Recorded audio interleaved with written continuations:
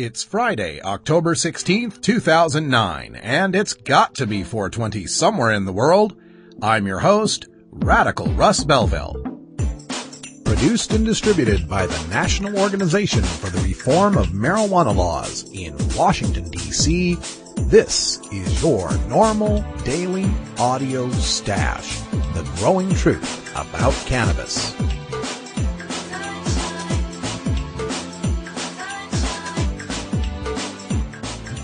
Welcome to the most popular podcast regarding marijuana in all of America and all the world, featuring interviews with scientists, politicians, doctors, prohibition policy activists, regular cannabis consumers, musicians, and NORML staff and NORML's board of directors, along with music and comedy no other podcast can offer. You can always find out more about our show at our website, stash.norml.org, and continue the education and conversation on our blog as well. We're ending marijuana prohibition with education, one listener at a time.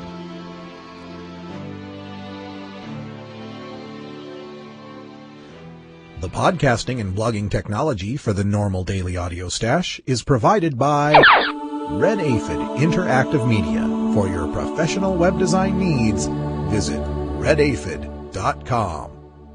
Good day, Stashers, and welcome to the podcast. You know I'm always following the mainstream media here with regards to ending adult marijuana prohibition, so this week was quite the week as we see more mainstream media outlets treating the subject seriously.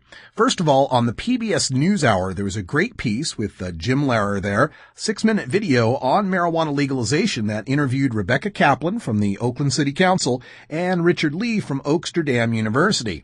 Only till about the 5-minute mark do we really get any reefer madness, and I debunked that on our blog at stash.norml.org. I expanded that post for the NORML front page. Check it out at norml.org because Newsweek has now gotten into the fray with their latest issue with 4 different stories that are fairly pro-marijuana. Also an interview with Ethan Nadelman from the Drug Policy Alliance. It's just amazing to see this stuff coming up in a mainstream magazine like Newsweek. But for next week, it gets even better as the Fox Business Channel, not Fox News Channel, but Fox Business Channel is going to be doing a week-long segment called High Noon, which they'll be showing at noon Eastern Time, 9 a.m. Pacific Time on the Fox Business News Channel to take a look at marijuana legalization. So we'll provide all the links and the stories to these reports as they come out in the mainstream media. Twice a day, but I don't care. It's 420 somewhere. Time to look at our cannabis community calendar, which you can find at norml.org/calendar. The folks in New York continue their Pottoberfest, the month-long celebration of everything marijuana, with the first official New York Harvest Festival after party taking place now with 420 Funk Mob and special guest George Clinton. Also, the Cannabis Common Sense television show goes on the air in Portland, Oregon, and around the world, streaming live at ustream.tv. That's tonight at 8 Pacific. Tomorrow, Saturday, October 17th, NORML of Waco is sponsoring their litter pickup on Texas State Highway number 164. On Sunday, October 18th, Philly NORML is involved with AIDS Walk Philadelphia. And on Monday, October 19th, Kansas City NORML holds their open meeting at the Westport Coffee House in Kansas City, Missouri.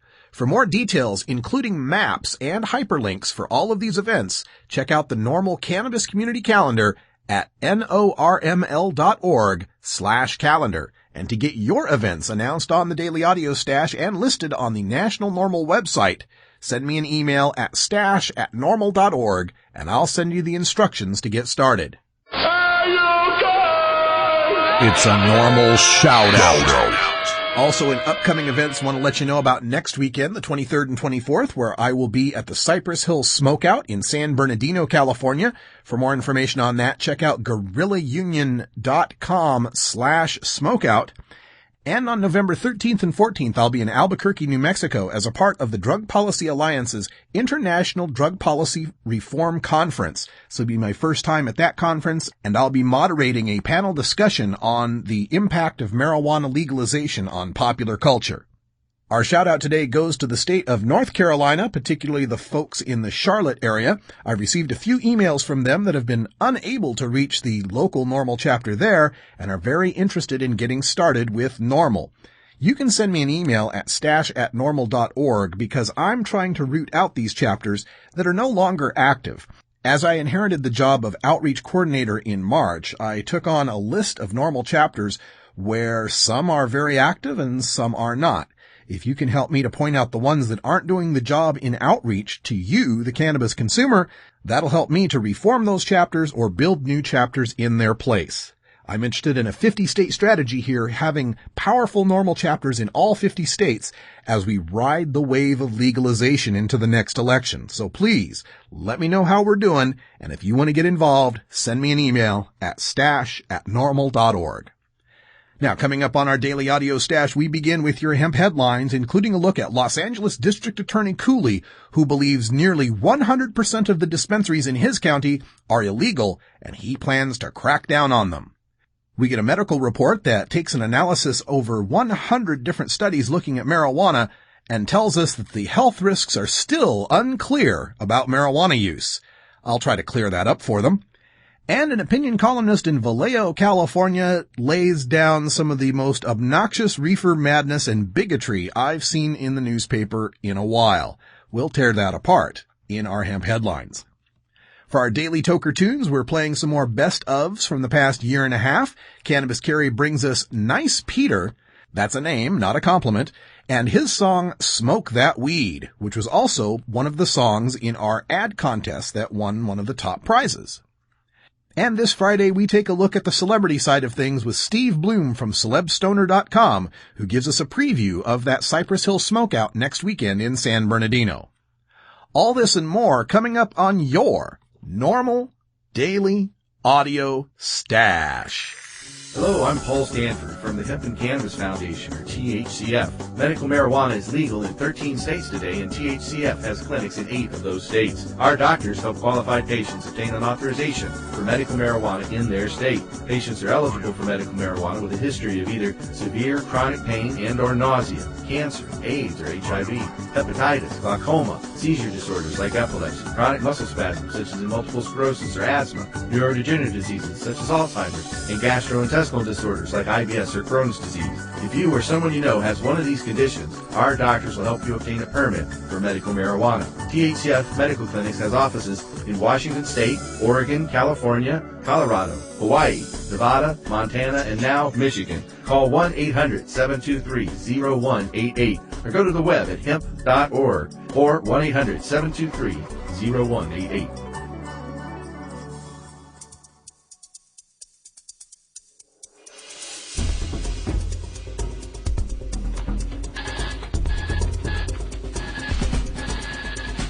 Now it's time to take a look at the latest stories about marijuana from news organizations across America and around the world in our NORML Daily Audio Stash, Hemp Headlines.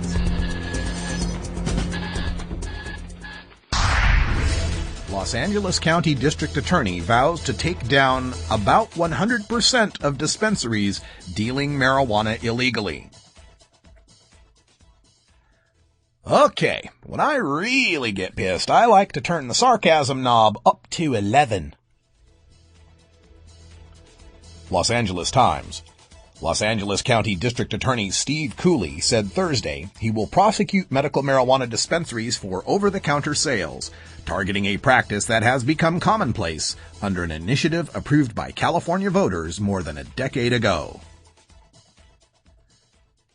Because, by God, the people of Los Angeles have had enough of conveniently purchasing their marijuana in a controlled, safe storefront, paying taxes to the state, and providing a boost to the local economy. They'd much rather go back to giving $400 cash to their guy, who might be back in a couple of hours, if he can find the other guy who said he could get the weed. See, that's why the number of dispensaries in Los Angeles County skyrocketed from a few dozen to a few hundred in just a couple of years, because the customers really dislike this model and are so disgusted by the lack of problems from dispensaries that they are clamoring for D.A. Cooley to bring the hammer down. Quote, the vast majority, about 100%, of dispensaries in Los Angeles County and the city are operating illegally. They are dealing marijuana illegally, according to our theory, he said. The time is right to deal with this problem. End quote. See, the DA has a theory. Not a mandate, not a clear statute that's being violated, but merely the wisp of an idea that maybe after he's ransacked hundreds of tax-paying businesses, stolen their cash and destroyed their equipment, and put hundreds of thousands of needy patients back out onto the streets to pick up medicine from drug dealers in the park, maybe he can lose a few court cases that he can appeal to the Supreme Court that will once and for all end adult marijuana sales in California. Well, at least the above-ground, taxed, and regulated marijuana sales. Cooley and Los Angeles City Attorney Carmen Chutinich recently concluded that state law bars sales of medical marijuana, an opinion that could spark a renewed effort by law enforcement across the state to rein in the use of marijuana.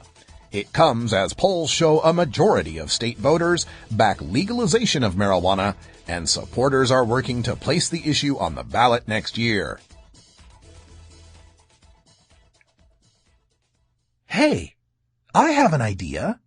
If you really want to stop the 56% of California voters who want to just go ahead and legalize over-the-counter marijuana sales for everyone, wait till they've seen what it could look like for real on a limited medical basis. Get them used to the convenience, selection, and quality of dispensaries, and then take it all away from them in an operation that generates sympathetic visuals for wheelchair-bound Californians and compelling narratives of police as unwelcome smash-and-grab thugs. I'm sure that rather than increase the support for putting an end to your stupid prohibition once and for all, at least 7% of the California voters will change their mind because they really liked the way things were before Prop 215. In addition to prosecuting dispensaries, Cooley said he would consider going after doctors who write medical marijuana recommendations for healthy people. Medical marijuana critics argue that some doctors freely recommend the drug to people who are not ill.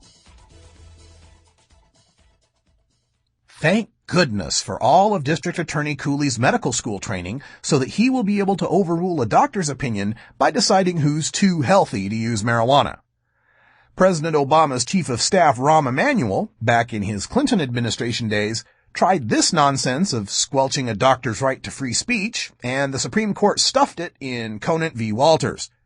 But I'm sure District Attorney Cooley has a much tighter legal theory to support putting a cop between you and your doctor. Health risks of marijuana still not nailed down. Really? A new article on MedPage Today claims that we still don't fully understand the health risks of cannabis use. Overall, quote, the public health burden of cannabis use is probably modest compared with that of alcohol, tobacco, and other illicit drugs, end quote, Australian researchers reported in the October 17th issue of The Lancet. Wayne Hall, Ph.D., of the University of Queensland in Hurston, Australia, and Louisa Degenhart, Ph.D., of the University of New South Wales in Sydney, reviewed nearly 100 studies covering acute as well as chronic effects of marijuana, including reports of the prevalence of marijuana use around the world. Globally, they wrote, about 3.9% of the world's population used marijuana in 2006, according to United Nations statistics. Well, it opens nicely by noting that cannabis is safer and that almost 1 out of 25 people worldwide use cannabis. It gets a bit dicey from there. They spent more time detailing the psychomotor impairments associated with the marijuana high. Quote, some experimental studies have shown diminished driving performance in response to emergency situations, end quote, Hall and Degenhart said. Findings also corroborated in epidemiological studies. For example, one study of car crash victims found that they were more likely to have tetrahydrocannabinol, or THC, the main psychoactive component of marijuana, in their blood compared with age and sex-matched controls. Another study determined that motorists killed in wrecks were 2.5 times as likely to have been responsible for the accident when they had THC in their blood. These are meaningless points when you recognize that 1. Marijuana is the third most used drug after alcohol and tobacco, so it is not surprising that you'd find it in car crash victims. 2. Marijuana is detectable in the blood long after most other drugs, including alcohol, are not. And 3. Recent studies show that people can test positive for THC in the blood up to a week after ceasing their use of cannabis. Few somatic effects of chronic use have been documented, Hall and Degenhardt found, except for several case-control studies suggesting promotion of lung cancer. Also, THC increases heart rate in a dose-dependent way, perhaps increasing risks for people with pre-existing cardiovascular disease. Yet, when we look at populations of chronic cannabis users, we don't find any link to lung cancer or heart attacks. In fact, we're finding that cannabis may be a key to preventing and curing cancer. Cognitive effects, while high, are of course well recognized, but their persistence is less clear, Hall and Degenhardt said. Some studies say cognitive impairment remains in chronic heavy users even after they quit, but others indicate that recovery of function is the rule. I say we just find some old dudes who've smoked pot for 50 or more years and put them in a Jeopardy tournament with old dudes who've been drinking for 50 or more years, and let's settle this once and for all. Similar uncertainty clouds the research on whether marijuana fosters use of other, arguably more dangerous drugs such as cocaine and heroin, the researchers said. People who use marijuana are more likely to use other illicit drugs as well, but causality has been difficult to prove. How about impossible to prove? The Institute of Medicine in 1999 and every other study since has concluded that there is no gateway effect. The only gateway in marijuana is to the dealer of illegal drugs. You know why they don't call tequila a gateway drug? Because you can't buy cocaine, heroin, or meth on the shelf next to it.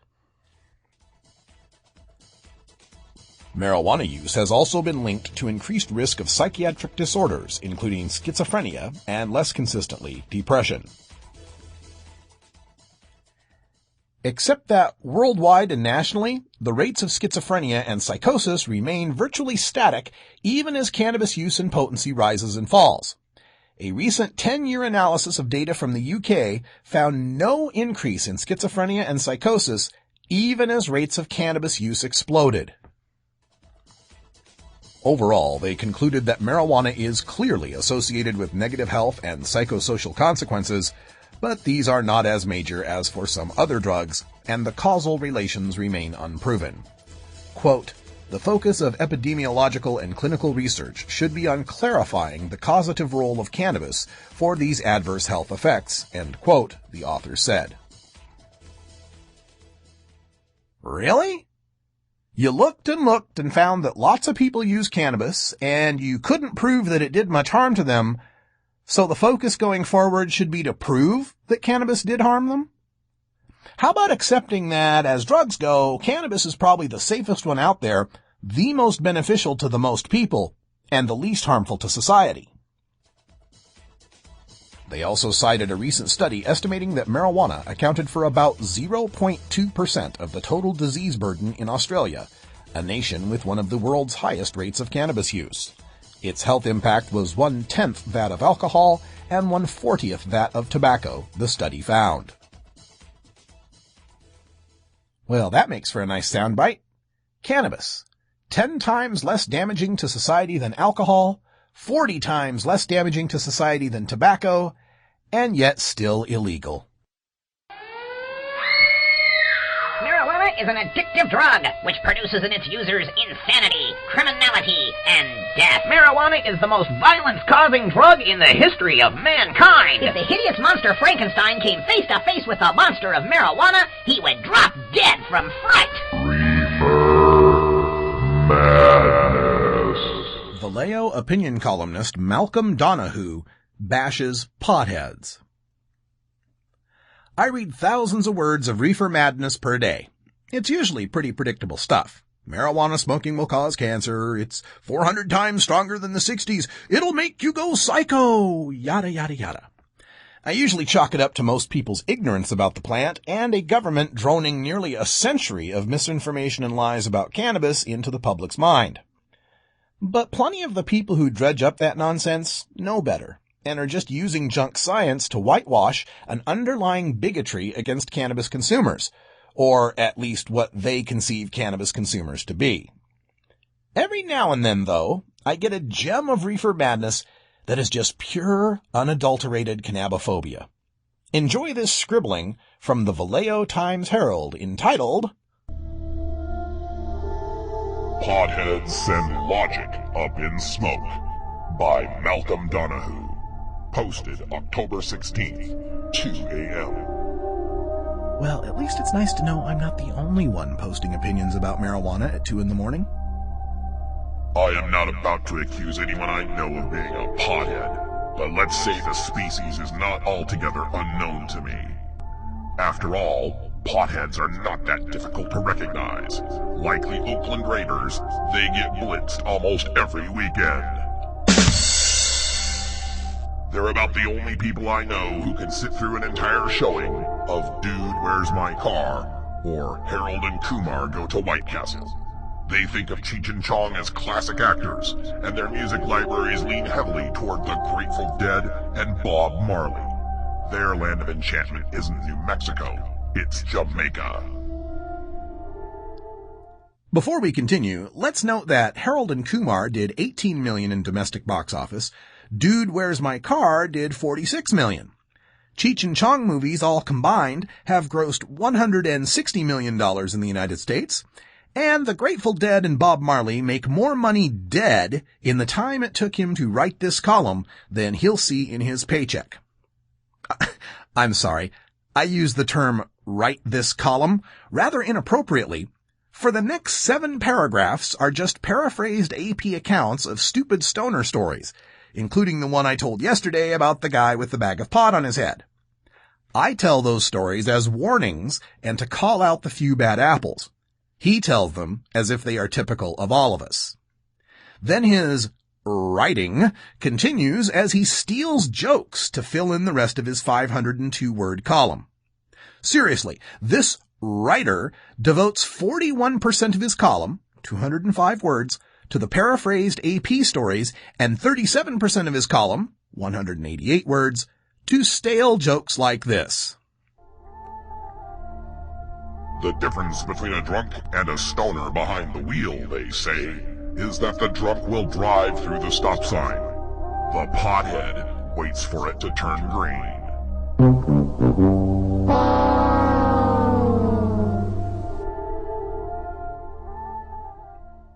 I think I was more offended as a writer than a stoner. I left the following comment and encourage you to follow the links at stash.normal.org to leave your comment as well. An ignorant reefer-mad Vallejo opinion columnist walks into a bar. Bartender says, "Hey, you sure phoned in your column this week. Not enough original thoughts on the serious subject of cannabis prohibition, huh? Looks like you just paraphrased a couple of AP stories and then recycled some old hack Borscht Belt one-liners and substituted pothead for blonde or Pollock.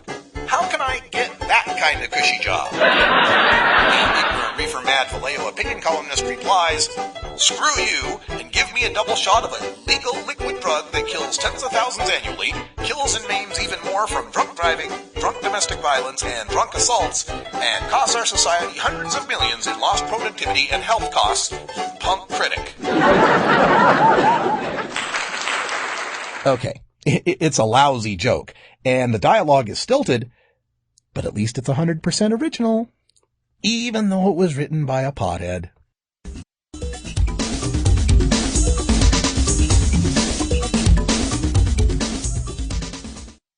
Have you considered medical marijuana? Double-blind, peer-reviewed studies have found cannabinoid therapies to be successful in treating the symptoms of Alzheimer's disease, ALS or Lou Gehrig's disease, brain cancers, chronic pain, diabetes mellitus, dystonia, fibromyalgia, GI disorders, hepatitis C, HIV/AIDS, hypertension, incontinence, MRSA, multiple sclerosis, osteoporosis, pruritus, rheumatoid arthritis, sleep apnea, and Tourette's syndrome, as well as anecdotal evidence suggesting relief from anxiety, depression, and post-traumatic stress, plus reduction in the need for narcotic painkillers. Side effects of medical marijuana can include euphoria, relaxation, anxiety, panic reactions, paranoia, tachycardia, dry eyes, dry mouth, concentration and reaction time impairment, appetite increase, and in 37 states, arrest and incarceration. But medical marijuana is non-toxic and cannot cause overdose. Medical marijuana. It's not for everyone, but ask your doctor if medical marijuana may be right for you.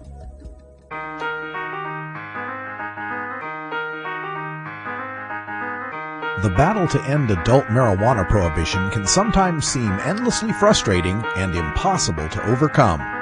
One way we bond as a community and draw strength to continue is by rejuvenating our spirit through art and music. The Marijuana Music Awards exist to recognize those sonic artists in all genres of music who feature a ganja-friendly message to motivate and inspire all the cannabis community.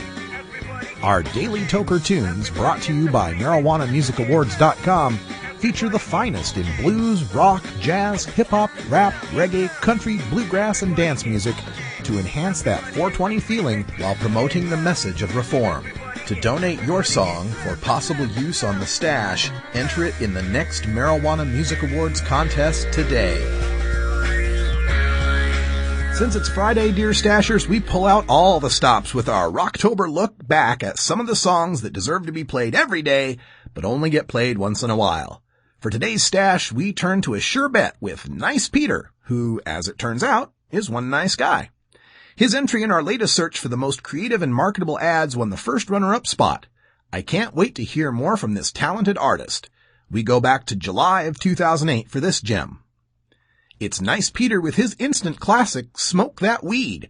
A comedian with musical chops, Pete Shukoff is the lead singer and guitarist. Drummer Kristen Register, along with Pete, make up this two-piece band from Chicago. Shukoff was trained in improv at the Improv Olympic in Chicago, and his comedy collides with rock and roll like a quickie marriage in Vegas.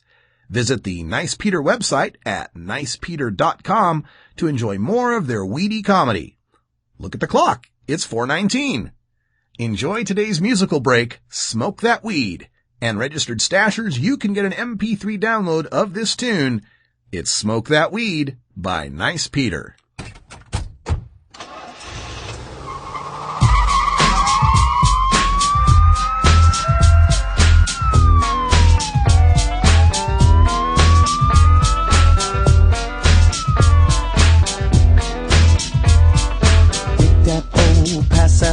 Smoke that weed all day long, come on.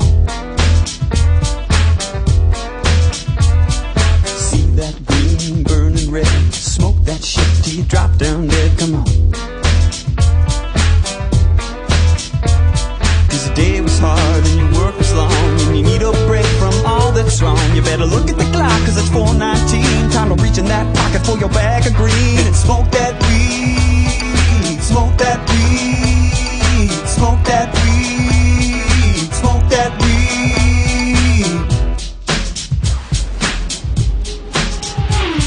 It's grass and it's good and it is your friend. Just make sure you take out them seeds and stems, come on. So you're worried they might check your piss. I say quit that fucking job and hit this, come on. Cause your dog got hit by a pickup truck and you got your girlfriend knocked up. You better look at the clock cause it's 4:19, time to reach in that pocket for your bag of green and smoke that weed, smoke that weed, smoke that weed, smoke that weed. It's just, when I get high I feel so awesome.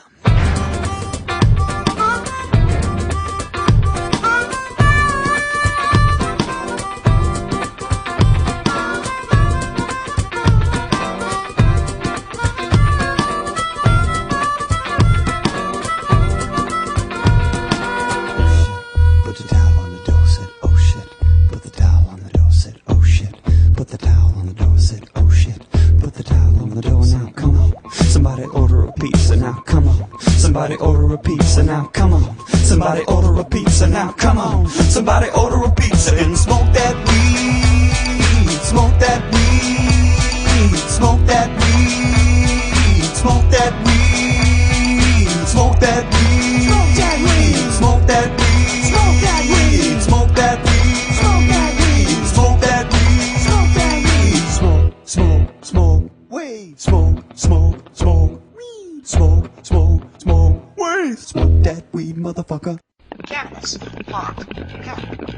Just say no. No matter what you call it, it's a huge part of popular culture. Where'd you learn that, Cheech? Drug school. You don't need weed school. You just need a copy of the new book, Pot Culture, the A to Z Guide to Stoner Language and Life. Hey, this is great, man. Even if you never smoked marijuana. I never used marijuana. Sorry. Don't think you smoked marijuana. I experimented with marijuana a time or two and didn't inhale. Or you used to smoke marijuana. I inhaled frequently.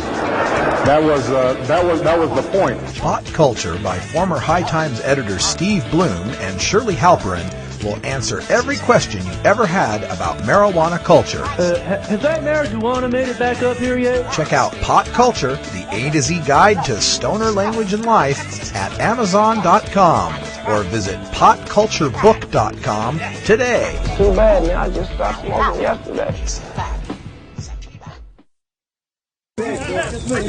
Everyone move. When it gets to start, nice. Marijuana culture is infused throughout America and the world. As we round out the week, we take a look at the 420 phenomenon in movies, TV, music, and sports with former High Times editor and author of Pot Culture, Steve Bloom, in our CelebStoner.com Entertainment News. Coming up next weekend, I get the opportunity to visit with our next guest, Steve Bloom from CelebStoner.com, as the two of us will be attending the Cypress Hill Smokeout in San Bernardino, California. So for our Celeb Stoner break today, we figured we'd talk a little bit about that. And Steve, welcome back to the show. Thanks, Wes. How are you? I'm doing good. We're looking forward to this San Bernardino thing. Give us a little history on this thing. Is this the return of the Smokeout, the continuation of the Smokeout? How does this work? Well, it's a return. They didn't have it last year, but they did have it in 2007, and it might have skipped a year here or there from when it first started, going back to say 1997 or 1998. So it would be somewhere in the range of the 9th or 10th year that they're having the Smokeout. But this year, I think they're taking it up a notch. The Smokeout is a Cypress Hill event that's coordinated by a promotion company called Guerrilla Union. They also do the Rock the Bells Summer Hip Hop Tour.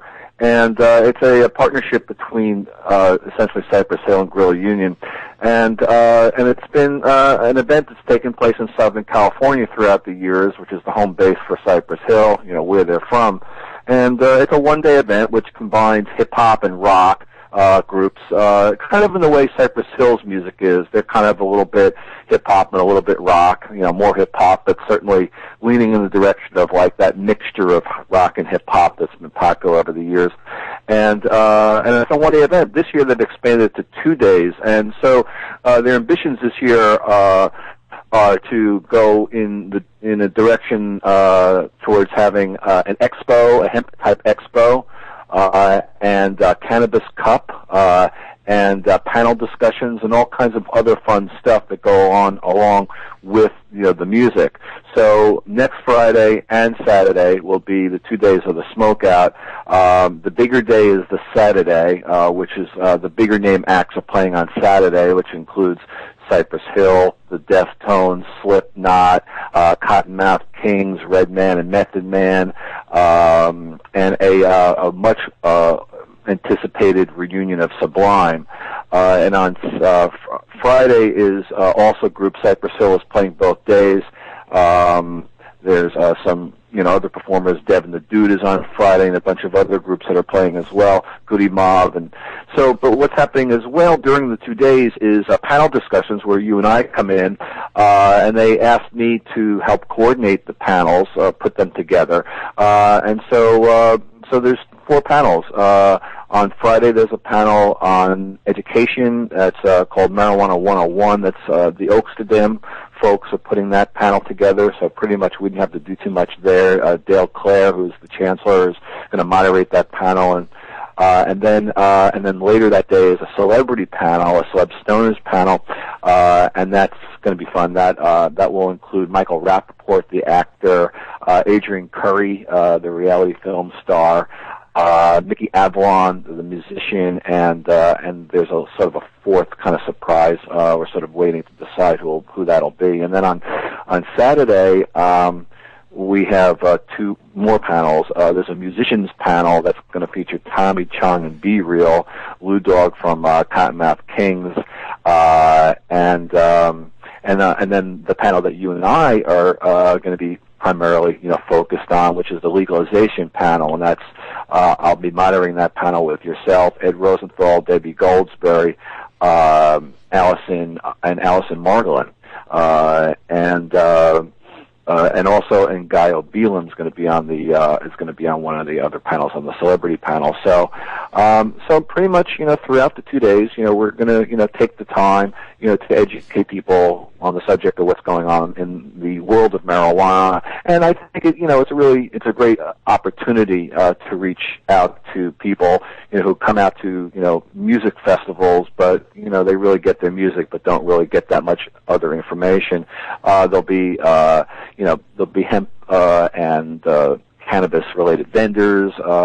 So it should be really a blast. And one of the things that's really exciting to me, by the way, for the Friday event that has nothing to do with the panel, is that Cypress Hill is going to be playing, they're headlining that night, and they're going to be performing their Black Sunday album in entirety, which is kind of fun, kind of like the way like a band like Fish would do, an album in entirety, or just, groups do their albums in entirety, or like, say, Steely Dan's been traveling around the country doing their historic albums, in entirety, like their, one night during their tour they'll do Asia, another night they'll do, something else. So this should be really exciting. I'm particularly excited about that because, I was sampled on an album. My voice literally appears. There's a line on that album where it goes, "Marijuana is the hemp plant that's used for many other things than just smoking," and it's in the interlude, "Legalize It Before You Get Into Hits from the Bong," and it was some recordings that I had been asked to submit to Cypress Hill for that album. They wanted speeches from people talking about marijuana. And I remember I gave them some couple of things that I had around when I was up at the High Times offices at that time, and I had just been on a panel discussion with Be Real, interesting, talking about panels with the New Music Seminar, which is a defunct event here in New York, and there was a pop panel, so to speak, and so I had a tape of that, and I gave it to Muggs, DJ Muggs, who produces Cypress Hill's music, and lo and behold, that album comes out, and this interlude that leads into Hits from the Bong included my voice. So I'm very excited about that. Maybe they'll even let me get up on stage and do my little one-liner. Yeah, so I'm very excited about the event. I'm going to have to re-listen to that album, I'm afraid. It's a great album. I even have I have it staring at me right now. It's interesting. I have two albums that are, would be, their platinum or gold album that you get from groups and as a favor. And one is presented to Steve Bloom, High Times Magazine, where I worked at the time, to commemorate the sale of more than 1 million copies of the Cypress Hill Black Sunday album. And I also have sort of kind of coincidental because both of these groups will be performing on Saturday, the Sublime album, which was their big breakthrough. I also have a platinum from them. So I sort of was friendly with both of those groups throughout, the years. And, Cypress Hill, has continued, pretty much from 1992 on, putting out music, recording, touring, doing solo work, putting on these smoke out events, doing another tour called the Smoking Grooves Tour back in the 90s, and now Sublime is Sublime is making a reunion, and this is after Brad Knoll died, the lead singer and guitar player and essentially a leader of Sublime, back in 1996, right around when they had their first album, their big success. Sadly, he died of an overdose. The group, became a group called the Long Beach Dub All-Stars, and they, the two other guys in the group, Eric the bass player, and Bud, the drummer, went along and went off with that group, which is sort of like a group with horns and another lead singer, and they did that for a little while, but it wasn't Sublime. I guess they did some Sublime material, and then last few years, I mean, they pretty much disappeared. Haven't really heard anything from those guys. And then, for this event, they're coming back. They have a new singer named Rome. I have not heard him, but I guess they feel that, this guy is the guy who could, fill in for Brad, and make people happy, when they play the music and don't, think that it's, not the right thing to do. But it's always a problem when, groups break up or somebody dies in the group, more along the lines of like classic rock groups. And, how do you preserve the music, live, when people have passed on? Look at the Grateful Dead. And Jerry Garcia is no longer around, yet they tour around, or the Doors, tour around without Jim Morrison, and so on and so forth. So it's the situation for Sublime is how do you put that music out again with somebody, who's new to the group. So they're going to give it a shot, and that's very exciting. I think a lot of the buzz for next Saturday is focused around the Sublime reunion. Yeah, I'm really looking forward to that reunion. They're one of my favorite groups that I used to listen to a lot. And this is going to be at the San Manuel Amphitheater in San Bernardino, California next weekend. We're going to be a part of that presentation. And anything else about that tour that we need to know? Well, it's not a tour, as far as the event. I mean the event, excuse me, yeah. Well, I mean, what's good to know is that you buy a ticket, it's good for 2 days. They're really trying to encourage people to come out, for both days. Especially, the Saturday event has sort of the heavier lineup, so they really want people to come out for both days if possible. So it's a really great deal.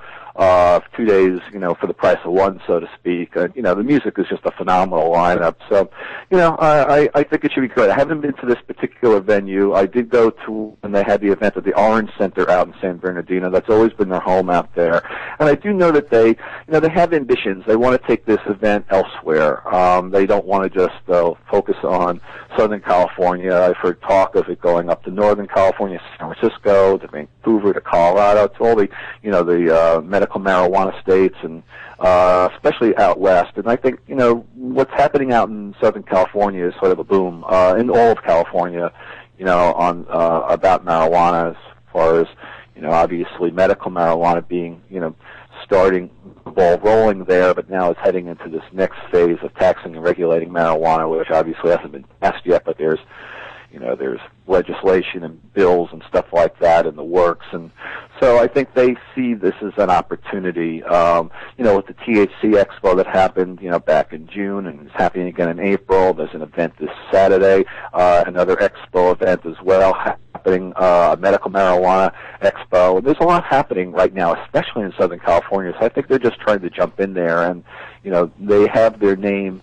the Smoke Out. They've been involved for years. Cypress Hill has been at the front of this, and I think they want to do something, new and different that kind of attaches onto the Smoke Out and, take advantage of what's going on, the boom in marijuana culture, pot culture, as it were, out in California. Yeah, it's really exciting what's happening out there, and I'm really happy that you invited me to come down there and be a part of it. I'm really looking forward to it. Now, just moving out from Southern California and looking around the rest of the country where people might not be able to get to this smoke out, there's probably all sorts of other things they can get involved with, and one of the things you're always good at following here are the different music tours that are taking place. Had a great summer this year. What's happening for fall and winter?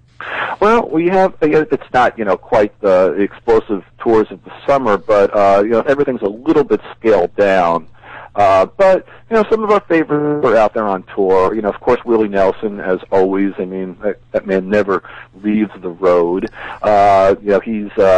He's embarking on, I guess what would be considered his fall tour, which starts right about now. I think it's today, and he'll be running for a short run into November. Bob Dylan's on tour. Lenny Kravitz, who I just saw in New York the other night, is doing a short tour to commemorate 20th anniversary of his Let Love Rule album. Pearl Jam has a new album. They have a short tour. Some of the tours, they're touring, but maybe they're in the U.S. and they're going into international tours. Fish announced yet another tour for this year, starting November 18th. That should be exciting. They have a new album coming out. They also have a big event in California coming up for the Halloween weekend. It's their Festival 8, they're calling it, and it's their traditional sort of what would be a yearly festival for fish when they were, performing on a regular basis, where they've only had events on the East Coast. They're taking it west, and it's at the site where Coachella takes place, out in Southern California. That should be very exciting. Snoop Dogg has a really cool tour coming up, a short tour. It's not a long tour, but a short tour that includes Method Man and Devin the Dude, starting October 27th.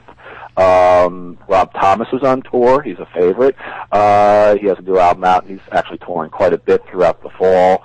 311 has a short tour with Cottonmouth Kings, so that should be exciting. So those are the fun ones, especially when Snoop Dogg and Method Man and Redman and Devin the Dude all get together for a real stony kind of tour.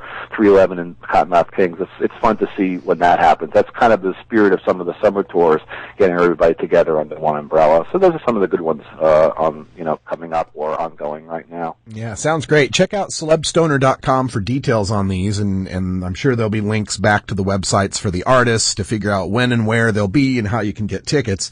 One last thing before we let you go, Steve. Of course, it's my favorite time of the year because it's football season. What's happening with our all NFL marijuana team, so to speak? Unfortunately, no one's been arrested lately going to the season, so there hasn't been any excitement in that area. I guess the one particular player that we always like to sort of focus on, Ricky Williams, he's having a very good season. Ricky Williams had been suspended by the NFL, came back last year. He prior to that, he went away, lived in India, studied yoga. He's not your average NFL guy, and got suspended for failing drug tests 4 times, all for marijuana. Now he's cleaned up his act so he can stay in the league. He's being drug tested, 8 times a month, or, he's just constantly on him. So he's very careful, presumably not smoking at this point, but he's sort of a legend in our world, and so we tend to follow him. And he had a great game last week, beating my Jets, the New York Jets, helping the Dolphins beat the Jets with a really terrific game. He had 140 yards, half of it on the ground, half of it rushing. Had a really great long run, a 59-yard screen pass that really broke the Jets back a little bit early in the game, and he was just great. He was really, really running on all cylinders. So between him and Ronnie Brown, with the Miami running attack, it's the best in the league right now. So Ricky's kind of back. I mean, I don't know if he's going to get back to where he had that 1,800 yards in a season leading the NFL in running, because he shares the load. He doesn't get the ball as much as he used to 30 times a game. He'll get it more like 15 times, but he's been really excellent. So more power to Ricky getting back, doing what he's doing, and hopefully the league kind of stay off his butt. Yeah, we sure hope so. Well, Steve, I'll see you next weekend in San Bernardino. We'll be reporting live there from the Smokeout for Cypress Hill, and with all those other great bands and luminaries that will be there. And, of course, whenever you want to check out the latest in sports, music, movies, TV, and all things entertainment with regards to the cannabis community, check out celebstoner.com. Steve, thanks for joining us, and like I said, see you next week. Same here. Thanks, Russ. Thank you for downloading the NORML Daily Audio Stash, the growing truth about cannabis. We are produced by the National Organization for the Reform of Marijuana Laws in Washington, D.C. Our executive producer is Alan St. Pierre. Our deputy director is Paul Armentano. Our webmaster is Brian Judy, and web production is provided by Red Aphid Interactive Media. As always, you can catch up on the latest information about marijuana at www.norml.org. And you can interact and download from our Audio Stash blog at stash.norml.org.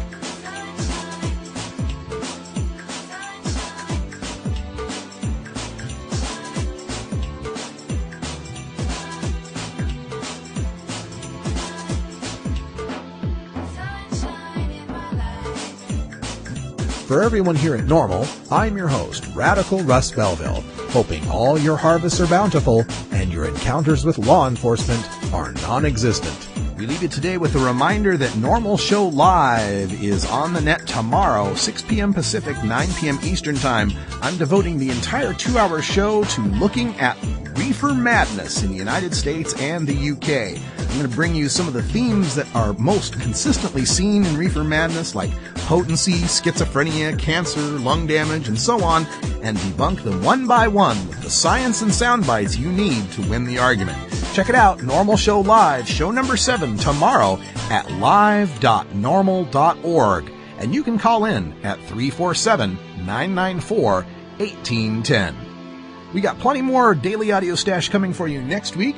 Do want to let you know about a programming note that the Thursday Stash will probably not be on the air since I will be traveling to California for the Cypress Hill Smokeout. But we'll bring you a stash on Friday, as well as exclusive audio, interviews, and live show next Saturday at the Cypress Hill Smokeout. Until that time, take care of each other, tokers.